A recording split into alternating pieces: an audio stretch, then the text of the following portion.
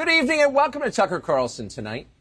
Of the nearly 200 different countries on the face of the earth, precisely one of them has an elected leader who publicly identifies as a Western-style conservative.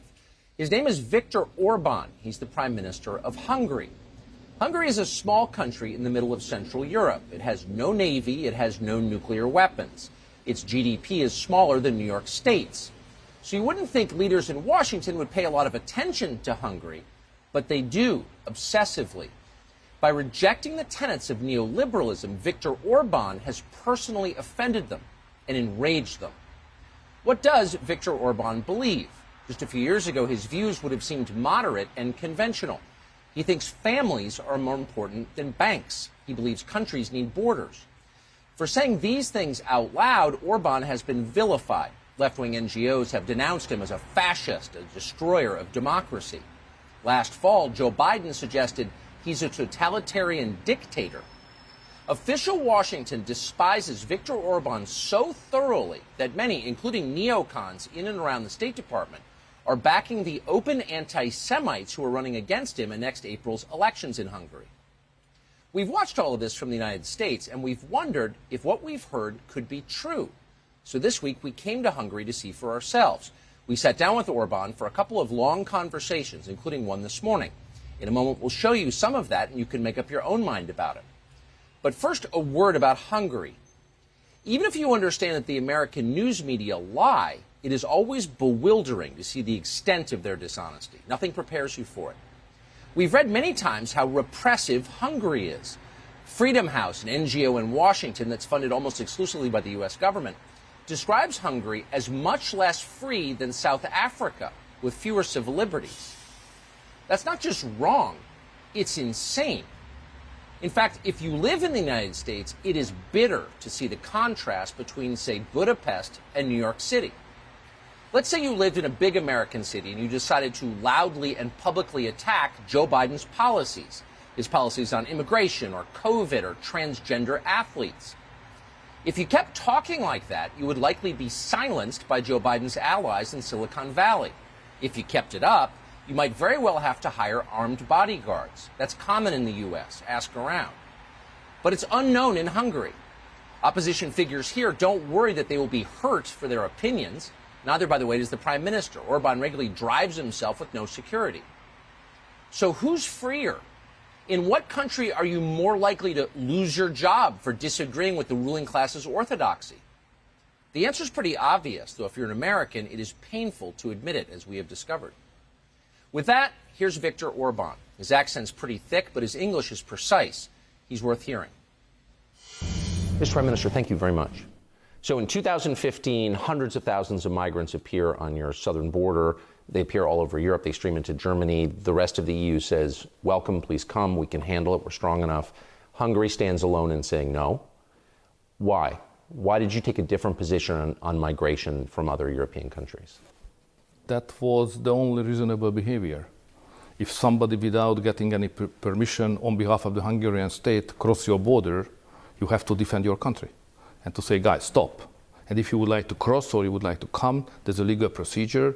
We have to do it. But you can't cross, without any kind of limitation and permission and any contribution and control of the Hungarian state. It's dangerous. You have to defend your people against any danger. And you think you have a right to do that? Of course. It's coming from the God, the nature, so all arguments with us. Because this is our country, this is our population, this is our history, this is our language, so we have to do that. Of course, if you are in trouble and there is nobody closer to you than the Hungarians, you have to be helpful. But you can't say simply that, okay, it's a nice country, I would like to come here and to live here because it's a nicer life. This is not a human right to come here. No way, because it's our land. It's a nation, it's a community, families, history, tradition, language. Saying what you just said, which I think will seem obvious to a lot of our viewers, was very offensive to a lot of countries in Western Europe, to their leaders. Yeah, because many European countries decided to open a new chapter of their own history of the nation. They call it New Society, which is a post-Christian, post-national societies. They believe firmly that if different communities even huge number of, let's say, Muslim communities, and the original inhabitant, let's say, Christian communities are mixed up, the outcome of this will be good. There is no answer whether it will be good or bad, but I think it's very risky. And the chance that it will be not good, but it will be very bad is obvious. And each nation has the right to take this risk or to reject this risk. We Hungarians decided not to take that risk, to mix up our society. That's the reason why they attack Hungary so harshly, and that's the reason why my personal reputation is very bad. You know, I'm treated like the black sheep of the European Union personally, and sometimes Hungary as well, unfortunately. So it has been 6 years since Germany, since Angela Merkel made the decision to let many hundreds of thousands of migrants into her country. Millions, basically. Millions, non-German speakers, mostly Muslim. What have the effects been in Germany? You know, diplomacy is requires some well behavior, but it was their decision. They took the risk, and now they got what they have deserved. That's their life. I would not like to make any categories to describe what was the outcome of their decision. I only insist on that the Hungarians has the right to make our own choice. You first became famous in the late 80s as a student, as one of the leaders against Soviet occupation of Hungary, and you were a hero to many in the United States. And at the time, during the Cold War, we paid close attention to Hungary. I think the U.S. government was on your side. You were on the side of the U.S. government. So 30 years later, Joe Biden, while running for president last year on ABC News, described you, suggested that you were, and I'm quoting, a totalitarian thug. You see what's happening in everything from Belarus to Poland to Hungary, and the rise of totalitarian regimes in the world, and as well as this president embraces all the thugs in the world. Is that bewildering for you to see the change, and how do you respond to that characterization? So first of all, the reaction of that kind of opinion here in Hungary is always not very polite, but we think, who is that guy to say that? Then we say, okay, he is the President of the United States, so we should take it seriously. But anyway, somebody who does not speak our language, has a very limited knowledge on Hungary, even in the recent several decades of our life, don't understanding us, obviously. Having an opinion like that, you know, it's by itself, it's a personal insult for all the Hungarians. But because he is the President of the United States, we have to be very modest. We have to be very respectful, and we have to make a lot of things to clarify that what he is doing is rather a fake. We try to do that in a polite way because we respect the Americans. We respect the American democracy, American culture. So we would not like to destroy our relationship because the bilateral relationship with the Americans is basically very good. We are cooperating well on the field of defense as NATO allies. Economic cooperation is excellent. You are a big investor here. Trade is going very well.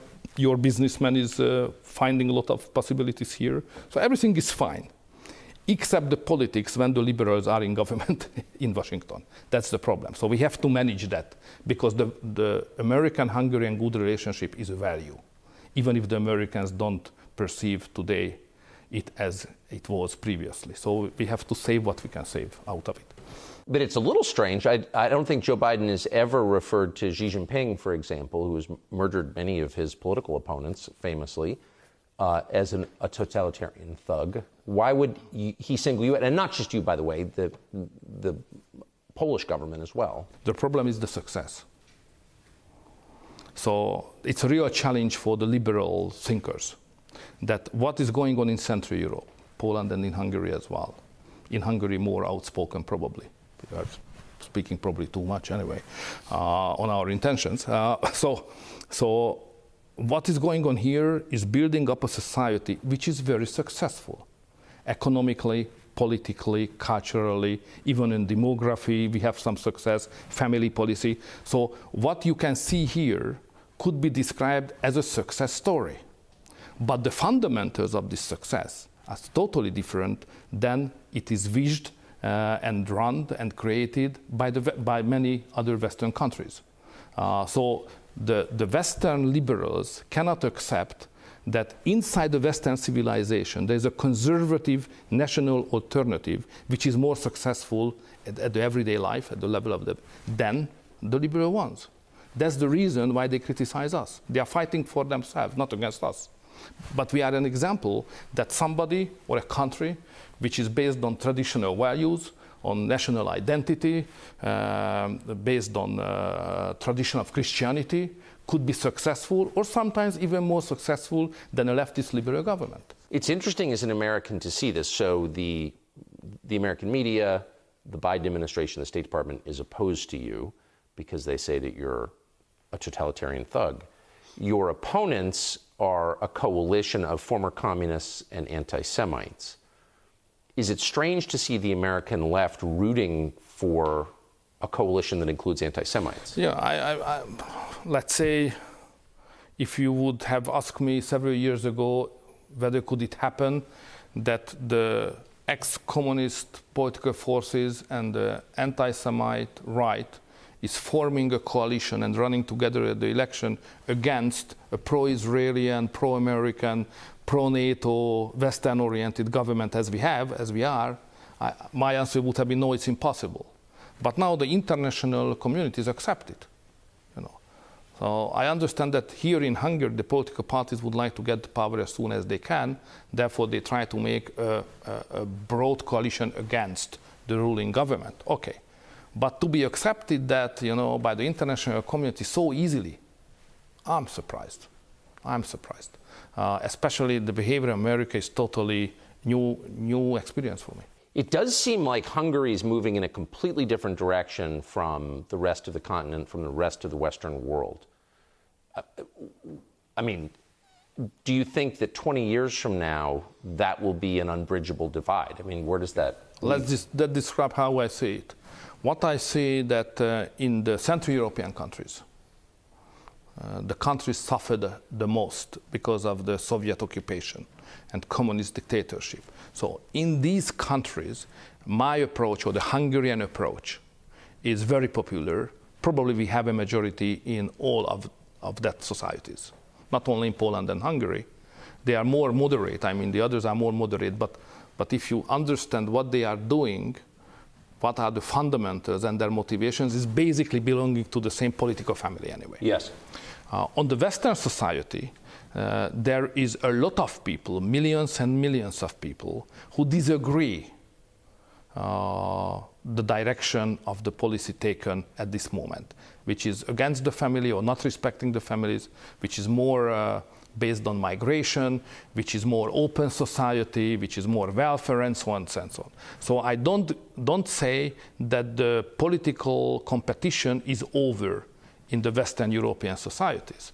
So I see chances, and the key country is Italy at this moment, where the fight and the competition is very open. So I can see chances in the Western countries also that they are able to change their policy from liberal to conservative, or from liberal leftist to Christian Democrats. The chance is there, but we are not internationally well organized. So the forthcoming years are really exciting.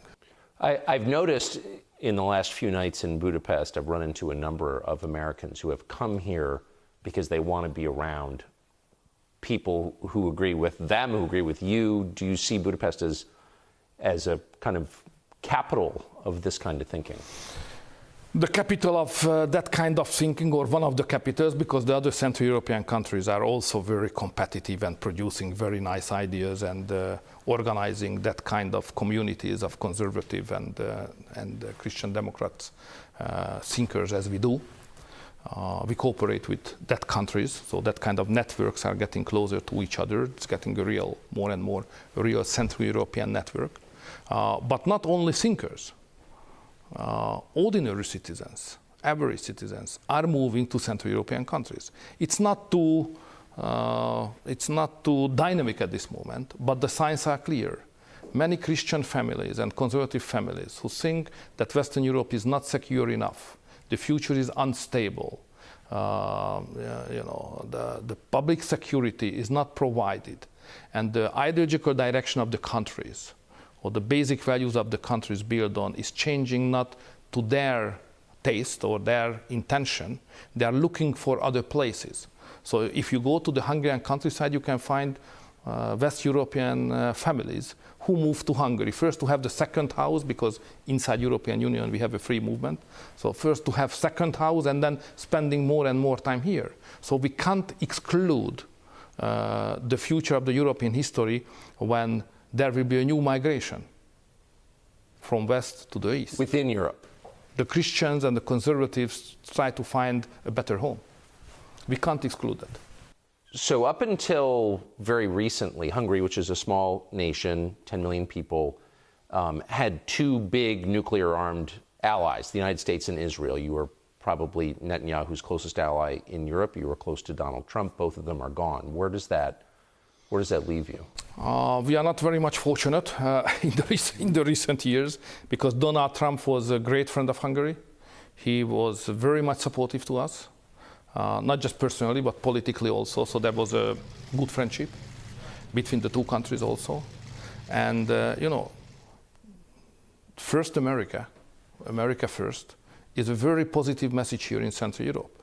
Because it means if for Donald Trump, America first, for us, Hungary could be first as well. And let's cooperate on that basis. Right. So that was a very good foreign policy, very effective, and we cooperated very well. The same with Bibi, with Netanyahu, who is a good friend of the Hungarians, and when he was in power, he always invested a lot of energy to have a good relation with the Central European countries. We respect it very much, but he lost also. So the Hungarian conservative Christian, Judeo-Christian democratic thinking lost two major international supporters, and the opponents came into power. So this is a totally new circumstance around Hungary. For me as a politician, it's a strong challenge, how to handle it. You've got an election coming up in April. Are you worried that there will be international interference in your election in Hungary? That will happen. We are not worried of that. We are prepared for that. Obviously, the international left will do everything what they can do, probably even more, to change the government here in Hungary. We are aware of that, and we are prepared for that, how to take the fight and fight back. When the President of the United States describes you as a totalitarian thug, which is a very serious thing to say about somebody, I would note, I mean, that suggests that, you know, why wouldn't the Biden State Department work to prevent you from being reelected? I think sooner or later the Americans will realize that issues in Hungary must be decided by the Hungarians. And it's better even for the leftist liberal government in the United States to have a good partner, which is a conservative Christian democratic, supported long-term by the people, Hungarian people. It's better to have that than a government which is supported by America and take the position but losing after several months and creating destabilization and uncertainty. So not loved but stable partner is better than the uncertain new one. That I hope the Americans will understand that. No wonder they don't want you to hear what he says. You don't have to watch your country collapse. You don't have to have leaders who hate the population or divide their own people against each other, who make the country worse, who open the borders, who increase crime, who encourage people to live on the sidewalk and do drugs. If there's any lesson of talking to Viktor Orban, maybe it's that. The conversation went on for quite some time. One thing we learned, man, are the efforts to unseat him intense and stealthy. We'll have a lot more on that on Tucker Carlson Originals. We're making that documentary now. Hey, Sean Hannity here. Hey, click here to subscribe to Fox News YouTube page and catch our hottest interviews and most compelling analysis. You will not get it anywhere else.